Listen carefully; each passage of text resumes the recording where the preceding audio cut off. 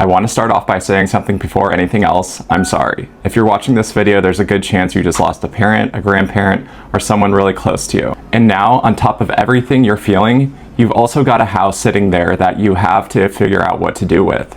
That is a lot. Grief and paperwork at the same time is a brutal combination. Here's the thing that I need you to know before you do anything else. Selling an inherited home is one of the biggest financial decisions you'll ever make in your life. And I've watched people, good smart people, lose tens of thousands of dollars, sometimes hundreds of thousands, simply because nobody explained their options to them before they made a decision. So that's what this video is about. I'm going to walk you through the step-by-step, the legal side, the money side, the people who are going to try to take advantage of you, all of it. And by the end, you're going to understand this better than most real estate agents do. Let's get into it. Hi, I'm Jason Villani. I'm a real estate broker here in Orange County, California. And this, inherited homes, fixer-uppers, properties that need work, this is what I actually specialize in. I work with regular buyers, I work with private investors, I work with cash buyers. I'm not anti-investor, by the way. Investors are a totally legitimate option, and I'll tell you exactly when that makes sense. What I'm against is homeowners getting pressured into signing away a house for way less than it's worth before they understand what they're actually sitting on. That's it. That's the whole philosophy. Let's start with the question almost nobody thinks to ask first. Do you even have the right to sell the house? Here's something that surprises a lot of people. You may not actually be able to sell the house yet. Not because you don't own it, but because the legal process hasn't quite caught up yet. Quick question for you, and drop in the comments if you know the question off the top of your head. Was the house in a trust? Whoever is named the successor trustee, maybe that's you, can typically sell the property without going through the courts at all. That can move fast, sometimes just a matter of weeks. If there is a will but no trust, it's a different story. That will names an executor, but here's the part people don't expect. The executor doesn't automatically have legal power to sell real estate just because will says so. They usually have to go through probate court first, get something called a letters testamentary. Think of that like the court officially deputizing the executor. That process alone can take a couple of months, sometimes longer, depending on how backed up the courts are. And if there's no will and no trust at all, that's called dying intestate, and it's the most complicated version. The court appoints someone, usually a close relative to the administrator of the estate, and the state law decides who inherits what. The route that takes the longest, and is also where I see the most family friction, which I'll come back to later. There's also something called a small estate affidavit, which can sometimes skip probate entirely for small estates, worth asking an attorney about, but if you qualify, it can save you months of waiting. Now here's the part I really want you to hear. If there are multiple heirs, say you and two siblings all inherit the house together, every single one of you typically have to agree it can be sold. One sibling holding out, even for emotional reasons, can freeze the whole thing. I'll talk about how to handle this later in the video too. So before you do anything, before you talk to an agent, before you take a call from an investor, before you sign a single piece of paper, figure out which one of these situations you are in. A short conversation with a real estate attorney or a real estate agent early on will save you months of headaches later. So what is the house actually worth? Okay. So let's say the legal side is sorted, or at least in motion. Now comes the question everyone actually wants answered. Most people's first move is to pull up Zillow and look at the estimates, and I get it. It's right there, it's free, it's instant. But here's the problem. Zillow doesn't know that the kitchen hasn't been touched since 1987. It doesn't know there's a roof that's about to fall, or the electrical panel is original to the house. Zillow is one data point, it is not the answer. There are actually 3 different numbers you need to know, not one. Number 1, retail value. That's what a typical buyer getting a mortgage would pay for the house if it was fixed up and move-in ready. Number 2, as is market value. That's what the house is worth right now in its current condition, sold to a regular buyer on the open market, repairs and all. Number 3, investor value. That's what a private investor would pay in cash quickly, knowing there's going to have to be money put into it and time to fix it up. Let me give you a realistic example, and I'm going to give you round numbers here in an Orange County type market. Let's say the home fully renovated would sell for $900,000. In its current dated condition, listed as is on the open market, it might sell for something like $780,000. And an investor who needs to make a profit and account for their own repair costs and risks might offer somewhere around $650,000. See how different those 3 numbers are? That's not Zillow's fault exactly. It's just not built to know all that. And this is exactly why getting an actual professional evaluation from someone who's going to walk the property matters so much before you decide anything. Now that you know the legal status and now that you're getting real numbers, let's talk about your actual options. There are more than people think, and I want you to go through every single one honestly, pros and cons, no favorites. So option 1, selling directly to a legitimate cash buyer. It's fast, simple, no repairs, no showings. Closings can happen in days, not a couple weeks. The trade-off is lower sales price because the buyer is pricing in their own repair costs and profit.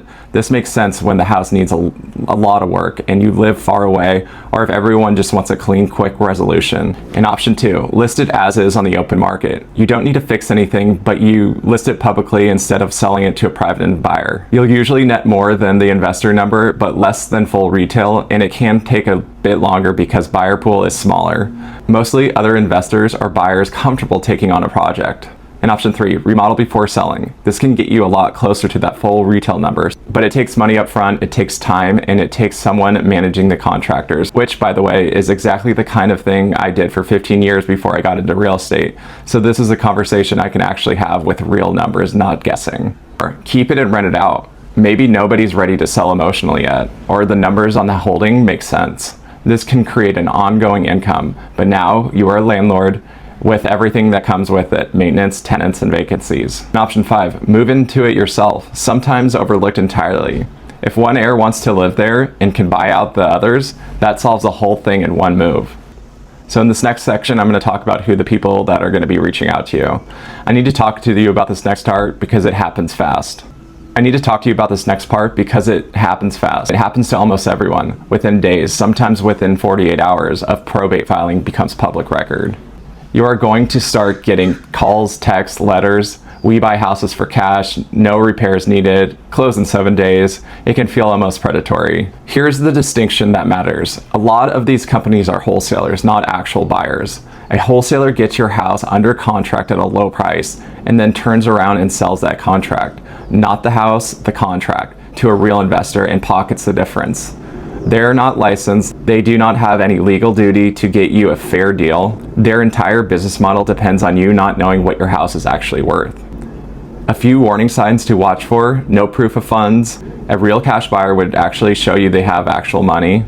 This is a big one. Assignment clause buried in their contract that let them sell your contract to someone else without telling you. Another one is retrading, where they get you to agree to a price, they get you to sign the contract, and then they lower the price right before closing, counting on you to be too far along to walk away. Another one is suspiciously long inspection periods that let them keep shopping your contract around. And one major thing to look out for is a general lack of straight answers when you're asked direct questions. I want to be clear, this isn't me telling you that cash buyers are bad. Real, legitimate, private investors exist. They're licensed or work with licensed brokers, and they can be a genuinely great option, especially if their house needs serious work. The difference is simple. Who is representing you in the deal? A wholesaler represents himself. A licensed broker has a legal duty to represent you. Taxes, nobody explains this part. Let me talk money for a second in plain language because this part can genuinely surprise people. When you inherit a house, it usually gets what's called a step up in basis. Here's what that actually means. For tax purposes, the value of the house resets to what it was worth on the date the person passed away, instead of what they originally paid for it decades ago. Why does this matter? Because it can massively reduce or sometimes completely eliminate the capital gains tax you owe on the property. Now, should you remodel first? Let's go back to that remodel question because it is not simple yes or no. Here's an example of where it makes sense. A 3-bedroom house needs about $60,000 of cosmetic work, kitchen, flooring, paint, and landscaping, and that work could push the sale price up by $150,000 more. That math works, that's worth doing. Here's an example where it doesn't. An older home needs foundation work, a full roof replacement, electrical upgrades, totaling $120,000. And the market in that specific neighborhood only supports maybe $80,000 bump in value. That math doesn't work out and you'd be spending more than you get back. The honest answer is that it depends on the specific house in the specific neighborhood, which is exactly why a real walkthrough and real numbers matter more than a general rule of thumb. Now when there are multiple heirs, if you've got siblings or other family members who inherited this house alongside you, this is where things get emotional, and money and the grief mixed together can bring out things you didn't expect from people you loved. Here's a common situation. One sibling wants to sell, another wants to keep. One wants to move in and buy the others out. One just wants it over with as fast as possible and doesn't care about the price. All of these things are valid. What I've actually found that helps is getting an accurate, neutral valuation before anyone starts negotiating with each other. When everyone is arguing from their feelings and guesses, it turns into a fight. When everyone's looking at the same real number, it becomes a much calmer conversation about options. So here's the biggest mistakes I see over and over. Let me leave you with the mistake I see most often so you can just avoid them outright. Accepting the very first cash offer without comparing it to anything else. Assuming that the Zillow number is accurate. Hiring the first realtor who calls without checking they actually understand the inherited and probate sales process. Waiting too long to start the process, which lets bills, taxes, and maintenance pile up. Not understanding the probate requirements before trying to sell. And the biggest one, making a decision purely from emotion instead of taking a breath and getting real information first. Here's what I want you to take away from the whole video. There's no single perfect answer that works for every single family. The right decision depends on the specific house, your specific family, and what you're actually trying to accomplish.